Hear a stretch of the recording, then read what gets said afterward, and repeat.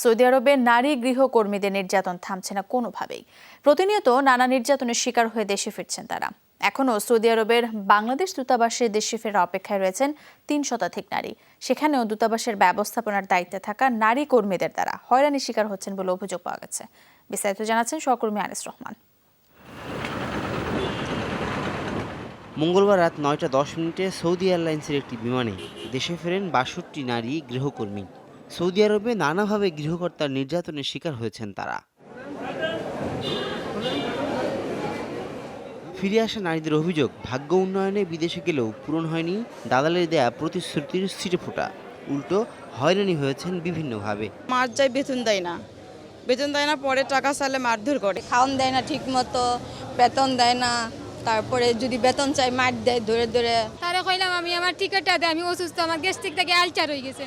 আমারও কয় না কোনো জো দেওয়া যাইতে না। আমরা সরকারের কাছে আবেদন জানাই যে মনে করেন ঠিক আছে এই মেয়েদের বিষয়টা যিনি বন্ধ করে দেয় স্যার। অনেক মেয়ে এখন ঠিক আছে ছাপারায় আছে। নির্যাতন সইতে না পেরে পালিয়ে দূতাবাসে আশ্রয় নিয়েছেন কেউ কেউ। তবে সেখানেও যথাযথ সম্মানটুকু না মেলার অভিযোগ অনেকের। স্যারেরা আমাদের অনেক করছে, যাগো দায়িত্ব দিচ্ছে তারাই মানে অনেক অত্যাচারই করে।